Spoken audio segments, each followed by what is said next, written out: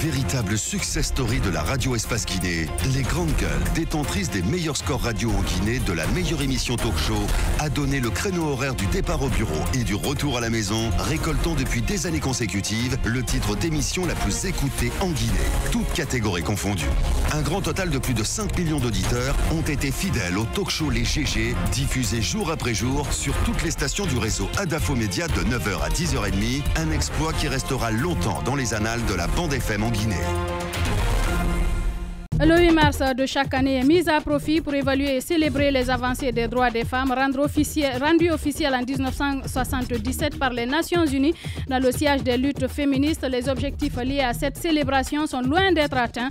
516 millions de femmes sont encore analphabètes selon l'UNESCO et 628 millions de jeunes de 15 à 24 ans, dont une majorité de femmes sont sans emploi, sans formation et sans éducation. En Guinée, l'accent est mis cette année sur l'autonomisation des femmes rurales. Quelles difficultés rencontre-t-elle?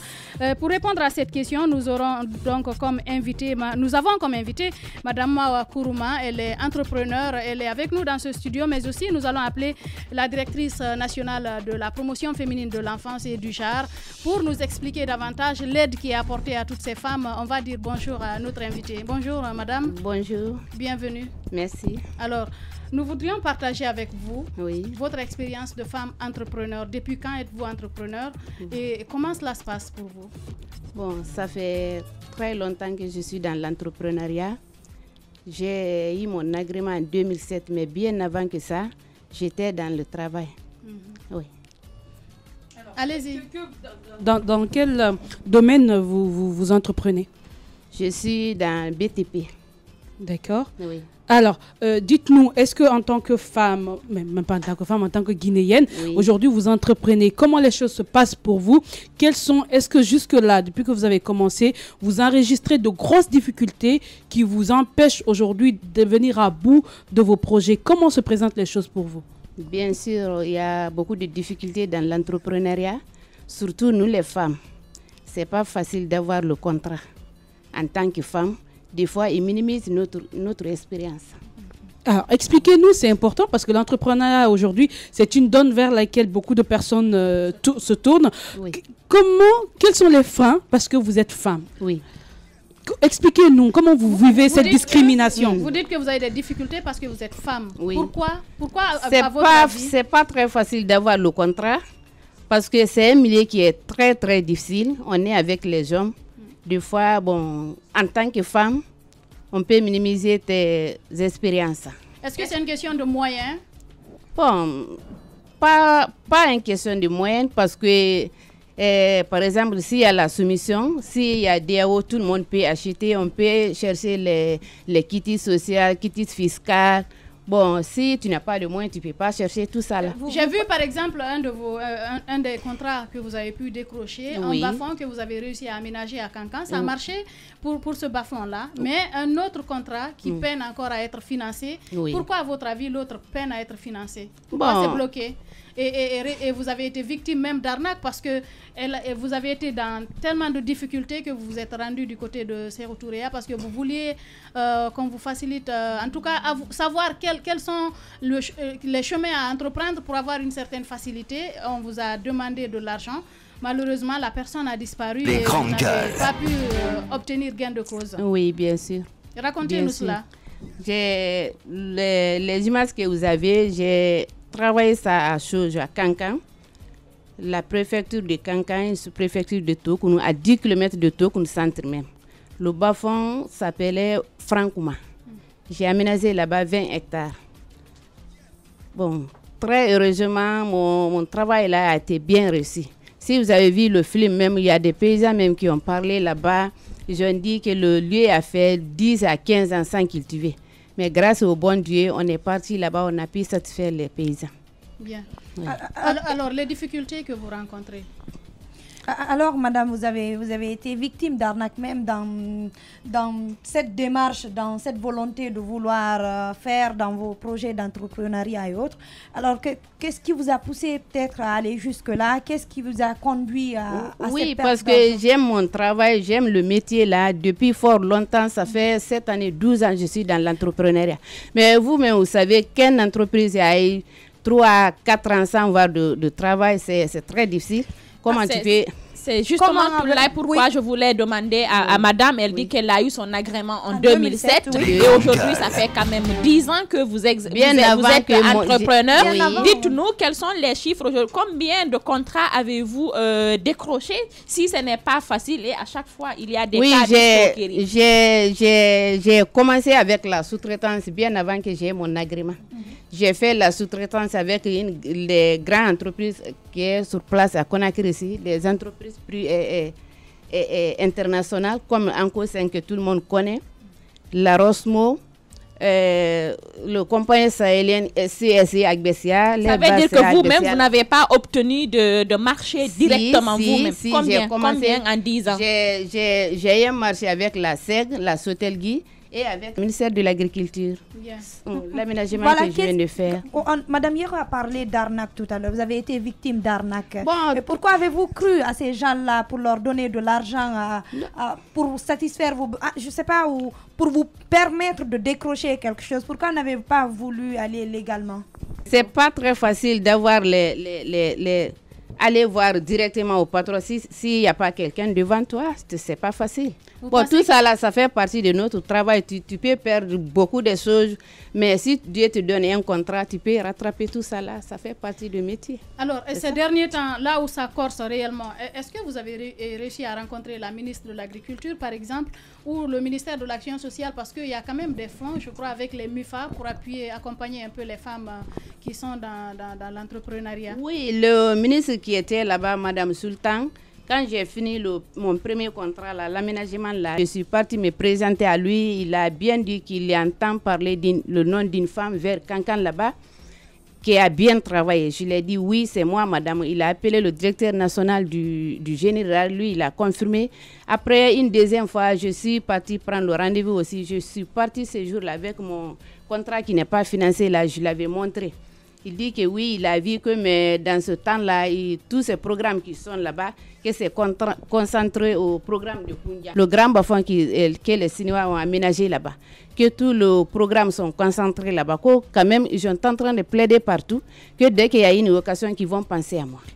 Parce qu'il n'y a pas, que même les hommes qui fuient dans l'aménagement, que si tu vois une femme qui s'engage dans l'aménagement, que vraiment qu'on doit m'encourager. Il a bien parlé ce jour-là, il m'a encouragé. Je voudrais également vous poser une question, madame, par rapport, parce qu'on sait très souvent, c'est l'un des problèmes majeurs pour l'entrepreneuriat féminin, c'est l'accès au crédit. Comment vous faites pour avoir des financements? Est-ce que vous partez vers les institutions bancaires ou d'autres institutions qui puissent financer vos projets? Non, vous savez, quand on a un contrat, on va te donner l'avance de démarrage. C'est avec l'avance de démarrage là que tu peux continuer le travail.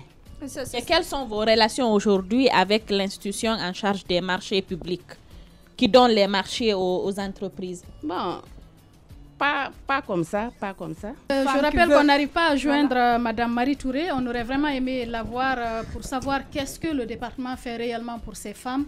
Mais malheureusement, la ligne ne passe pas. Alors, peut-être que... Oui, Arissatou, votre question. Voilà, je disais, ça fait plus de 10 ans que vous êtes dans ça. Oui. Une femme qui essaie d'être indépendante, qui est volée de ses propres ailes. Oui. Quel est votre rapport avec votre mari? Est-ce que vous avez eu un soutien de ce côté? Souvent, ça fait mon mari, ça va beaucoup. Mon mari aussi est un agronome du général. Oui, le métier là. Donc c'est là que vous dites. Alors, peut-être un appel avant la question de Mafoudia. Après, pour clôturer, quel appel vous avez à lancer aux autorités en place pour l'appui notamment des femmes entrepreneurs? Parce que nous savons qu'il y a des difficultés. Ce n'est pas une question de favoritisme, mais on parle de la discrimination positive. C'est-à-dire, comment on appelle, quand les cahiers de charges, quand les propositions sont égales quand même, quand il n'y a qu'une seule femme et qu'il y a une centaine d'hommes, quand même qu'on accorde plus d'importance à la femme, parce qu'elles ne sont pas souvent nombreuses. La discrimination, l'appel est lancé. Tu as déjà lancé l'appel. tu restes féministe avant même l'animatrice, c'est clair. Moussaïr. Alors, madame, moi, ce que je veux savoir, parce que quand on vous reçoit dans cette émission, pour nous, il a été important de recevoir une femme entrepreneur. C'est vrai, nous parlons des difficultés, des violences, mais c'est important de montrer qu'il y a des femmes qui bougent et qui sont loin de tout ce qui est viol et autres, donc ça bouge. Et vous, dans ce studio, justement, parlez-nous de vos débuts, rapidement, comment comment est-ce que vous en êtes arrivé là? Qu'est-ce qui vous a permis d'arriver là? Et surtout, quel message à l'endroit de ces jeunes filles aujourd'hui qui veulent bien se lancer dans l'entrepreneuriat? L'appel que je lance à l'autorité qui nous fait face à nous les femmes qui sont dans l'entrepreneuriat. Parce que c'est un milieu qui n'est pas très facile, qui est très très difficile. Surtout avec les hommes, comme ce que celle-là vient de dire comme ça. Et vous êtes seule femme, 50 hommes. Ça, c'est pas très difficile. Le combat doit être rude. C'est pas très facile. Alors vous espérez qu'avec ce passage, qu'est-ce que vous espérez? Bon, j'espère que nos sœurs qui est ministre actuellement, qui pense à nous. Il doit savoir qu'il y a des sœurs qui sont derrière eux qui peuvent faire quelque chose, qui peuvent faire beaucoup. On a des expériences. Alors, une dernière question. Oui, je voudrais juste, par rapport à l'emploi, je voudrais savoir que, madame, au sein de votre entreprise, vous avez combien d'employés? J'ai beaucoup d'employés. Par exemple, si une dizaine? Oui, ça peut faire une dizaine. Par exemple, si je prends la sous-traitance que la SEG nous donne, je peux dire que j'ai des dizaines de pisatiers. Les maçons aussi, on n'en compte pas. Quand on a l'aménagement aussi, ceux qui font les barrages et ceux qui font la diguette dans le bas-fond, le canal drain central, on n'en compte pas. Donc ça veut dire que vous êtes... Par exemple, là où j'étais au village comme ça, j'avais 25 travailleurs avec moi, plus mon contrôleur et le superviseur. Et la fille que je prends pour faire la cuisine avec le travail. Bien. Bon courage, madame. Merci. Merci d'être passée dans cette émission. La suite. Véritable success story de la radio Espace Guinée, les grandes gueules, détentrices des meilleurs scores radio en Guinée de la meilleure émission talk show, a donné le créneau horaire du départ au bureau et du retour à la maison, récoltant depuis des années consécutives le titre d'émission la plus écoutée en Guinée, toutes catégories confondues.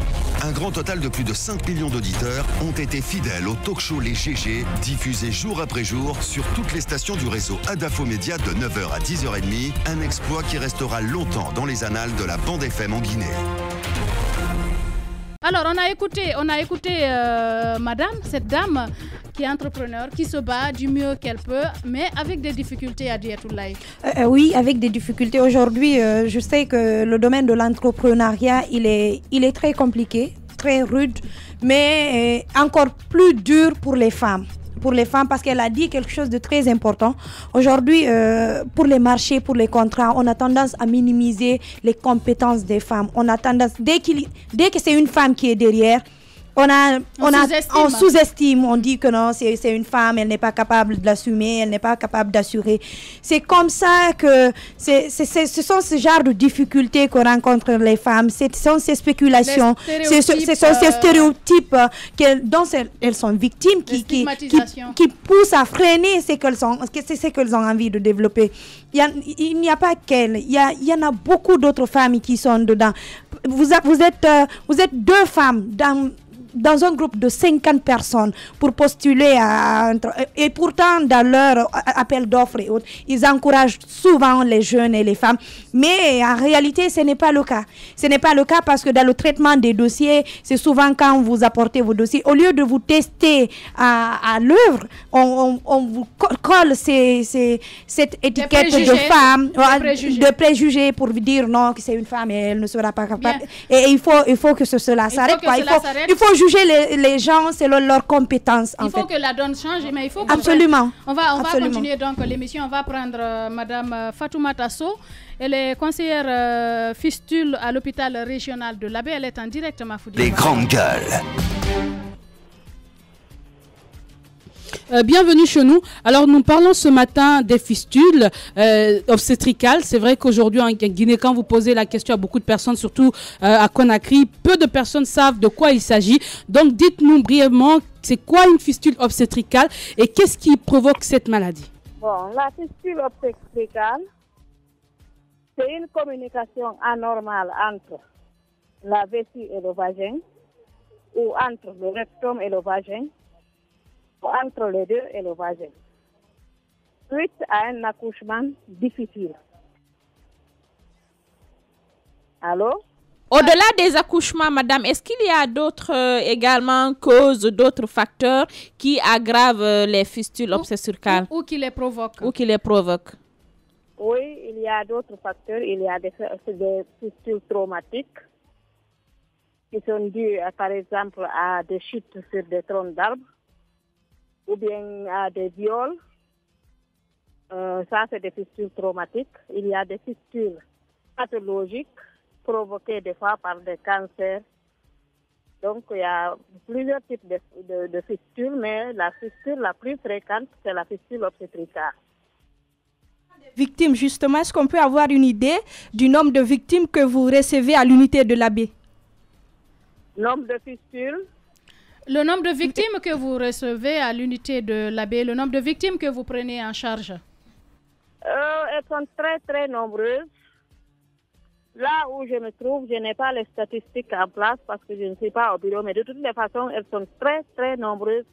En ce moment même, on a reçu 70 femmes qui ont été convoquées pour une session que nous sommes en train de faire. On a au moins 70 femmes. Et quelle est la nature des soins? Quels sont les traitements qui sont offerts? Bon, la fistule obstétricale, le soin, c'est la chirurgie. On ne peut pas la traiter avec les comprimés, on ne peut pas la traiter avec les piqûres. C'est la chirurgie, c'est l'opération. Alors, Madame So, on parlait justement de ces femmes qui sont le plus souvent abandonnées par leur famille. Et comment se font les prises en charge? Est-ce que c'est payant? Comment cela se passe? Comment ces femmes viennent-elles vers vous? Ou bien c'est vous qui essayez de dénicher ces femmes dans les confins les plus reculés, le plus souvent du pays? C'est les deux à la fois. Effectivement, ces femmes sont très stigmatisées par leur famille. Ici, à l'AB, nous opérons ces fistules-là par session. Donc, si nous programmons les sessions, nous envoyons des communiqués dans toutes les radios de la région, et voire même en dehors de la région. On diffuse ces communiqués pendant 10 à 15 jours. Et quand elles apprennent ces communiqués-là, elles viennent d'elles-mêmes. Mais des fois, il arrive des moments où on est obligé de dépêcher le personnel dans les différentes préfectures. Le personnel s'en va jusque dans le coin le plus reculé. Elles dénichent les femmes et les envoient ici. Donc, c'est les deux à la Alors, madame, comment se fait la procédure de prise en charge quand elles sont appelées? Parce qu'à un moment donné, je me rappelle quand même que j'avais suivi un peu de près cette affaire de fistule, comment ça se passe. Comment se fait la prise en charge quand elles sont appelées des villages pour venir à l'AB, se regrouper? Est-ce qu'elles sont regroupées quelque part jusqu'à la fin des traitements? Est-ce qu'elles bénéficient d'un suivi après l'opération, après la chirurgie? Ici, chez nous, à l'AB, ici, on a une maison qu'on appelle maison d'accueil, qui a été louée spécialement pour elles. Donc, quand elles viennent, elles arrivent à l'hôpital, nous les recevons ici et d'ici, nous les envoyons à la maison sociale. Et là, quand on commence la consultation, on les envoie à l'hôpital, on examine, on sélectionne celles qu'on doit opérer pour cette session. Et les autres, on essaie de les libérer pour une prochaine session avec une autre programmation. Ces traitements réussissent à ces femmes-là? Est-ce qu'elles guérissent après le traitement, après la chirurgie? Le traitement réussit beaucoup. On a réussi à soigner beaucoup de femmes depuis que le projet a été lancé ici en 2009. Beaucoup de femmes sont guéries. Évidemment, il y a des fistules très, très complexes, voire même graves, qu'on est obligé d'opérer 2 fois, 3 fois, plusieurs fois et qui guérissent difficilement. Bien, une dernière question pour clôturer. Alors, docteur Fatou, il y a des cas quand même qu'on ne peut plus opérer, qu'on ne peut plus opérer parce que c'est très compliqué. Il y a ce procédé qu'on appelle dérivation qui n'est pas encore pratiqué en Guinée. Donc, comme on le dit souvent, il vaut mieux prévenir que guérir. Qu'est-ce qui est fait en amont, justement? À quel niveau vous accentuez vos sensibilisations pour qu'il y ait moins de femmes qui aient la fistule? Parce qu'après, ce n'est pas garanti à 100% qu'on peut en guérir pour des cas justement très compliqués. En 30 secondes, madame. Nous avons une rubrique de réinsertion sociale où nous prenons surtout les fistules très compliquées. Là. Nous prenons tout le monde d'ailleurs, celles qui sont compliquées et celles qui sont opérées, guéries. Après leur réparation, on a une rubrique de réinsertion sociale. On les forme en esprit d'entreprise. on leur apprend à faire la saponification. Et vraiment, après l'intervention, il y a un grand suivi. Donc, ces femmes-là, on leur donne un métier. Et à partir de ça, elles vont se débrouiller chez elles là-bas. Madame Fatoumata Sow, conseillère fistule à l'hôpital régional de l'Abbé, merci à vous d'avoir accepté notre invitation ce matin. Merci à vous aussi. Eh bien, c'est comme ça qu'on se quitte au compte de ce numéro de cette édition Grande Gueule au féminin. Merci à toutes, merci aux filles, merci d'avoir participé à cette... Vous êtes des filles. Il faut être fier. Non, quand on dit les filles, on ne va pas lancer le débat ici. Non, on va lancer le débat. On peut dire les filles, même quand on est vieille. Des dames. Tu as une demoiselle, tu as besoin de se On est des dames, Moussa Repana. Alors, maintenant, il y a une tendance qui veut qu'on arrête l'appellation de mademoiselle parce que justement, c'est discriminatoire. J'ai dit merci les filles. Merci les dames. Merci les mesdames. Merci et le combat continue. Merci à tous de nous avoir suivis ici à Conakry, à l'intérieur du pays, en Afrique et un peu partout dans le monde. C'était un plaisir pour nous de vous offrir ce numéro spécial Grande Gueule au féminin. Merci à l'équipe de cadrage Alseni Kamara et Al-Husseini Kamara, à Mahmoud Kondé qui a réalisé cette émission côté télé, Mohamed Gabi du côté de la radio. Ça a été un plaisir de vous servir et continuer. Bien entendu, nous disons aux femmes de continuer à tenir haut le flambeau parce que le combat est loin d'être terminé. Bonne journée à tous.